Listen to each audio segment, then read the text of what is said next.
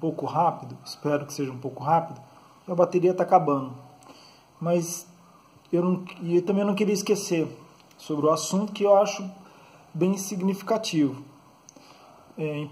Por que significativo? Por causa de pequenos avanços que a gente vai vendo, que a gente às vezes pode deixar passar batido.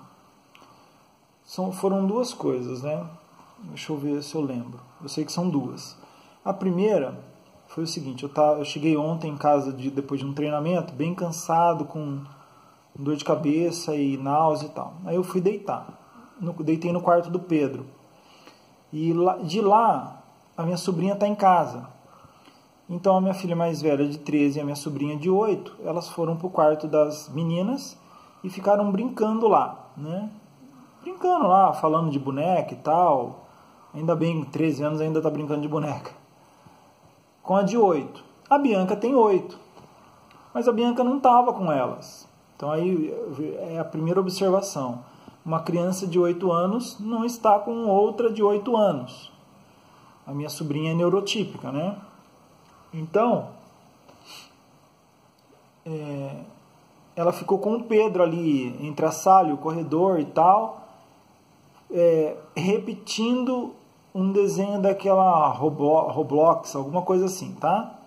Um desenho, tem uma história, o desenho é um jogo também, mas tem uma história.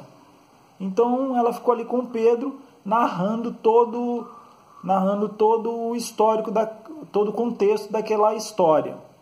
Tintim por tintim. E aí eu fiquei pensando, né? Na hora eu até falei assim, puxa vida, eu queria que a Bianca estivesse ali brincando com a minha filha mais velha, a Bruna, e com a minha sobrinha, de 8 anos, a Lorena. Mas ela estava com o Pedro, que é de 6 anos. A Bianca tem 9 anos, na verdade, né? Ela acabou de fazer 9. E aí eu, naquele primeiro momento, falei, puxa vida, né? Eu podia estar ali brincando com elas, mas não estava. Mas, por outro lado, estava super feliz, alegre, brincando com o Pedro, no contexto ali da brincadeira deles, né? E com uma memória fantástica, né? Repetindo, tá certo que é uma ecolalia, mas repetindo tudo, exatamente tudo, todas as palavras, letras, vírgulas e tudo mais do contexto daquele desenho lá. Então, eu falei assim, puxa vida, nem sempre a gente tem que querer que o nosso filho faça ou seja como o outro, né? Inicialmente, como eu falei, eu queria que ela estivesse ali brincando com a minha filha mais velha e com a Lorena, de 8 anos, que é da mesma idade, brincadeira legal, com boneca e tudo mais, mas isso não aconteceu, né? E nem por isso ela estava deixando de se divertir. Estava ali com a ecolalia dela, né? Mas estava se divertindo. E, ao mesmo tempo, a memória estava ali trabalhando. Tá certo que numa linha de desenvolvimento pode ser que não seja o ideal, tá bom? Eu tenho consciência disso. Mas eu quero ver a minha filha feliz. O Pedro também estava dando gargalhada, a Bianca estava dando gargalhada. Então, assim, eles estavam ali num contexto de diversão, tá? De brincadeira e diversão. Essa é a primeira coisa. A segunda aconteceu com o Pedro. Já ontem eu percebi isso. Já ontem, né? O que ele estava fazendo? Sabe, você que tem filho dentro do espectro, talvez tenha visto isso, né? A criança volta dezenas e centenas, para não falar milhares de vezes, o vídeo, né? Ou a música, ou a frase, né? Nossa, gente, como é irritante isso. E às vezes a gente fala para não fazer, para não voltar mais, senão eu vou tomar o controle, blá, blá, blá.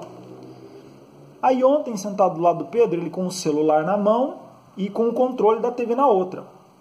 Ou com o controle da TV ali do lado. Ele ia e voltava num desenho de um clube de piscina que ele gosta, né, de ir. Às vezes a gente pode ir.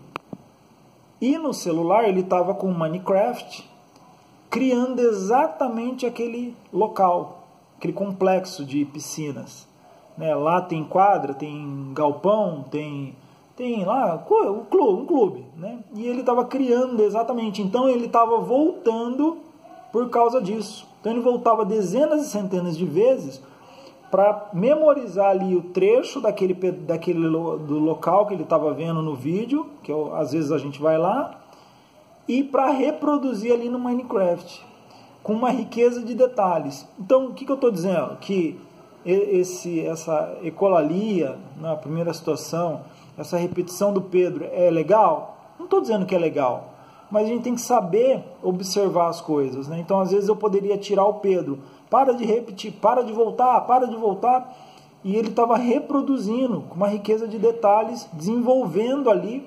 A gente sabe que o Minecraft é um tipo de quebra-cabeça, onde você tem que criar as coisas.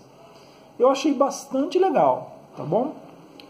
Então eu queria contar isso para vocês, porque às vezes a gente só cerceia, só recrimina uma situação que os nossos filhos com autismo têm, e às vezes não é o correto fazer isso, tá bom? Um abraço, fiquem com Deus.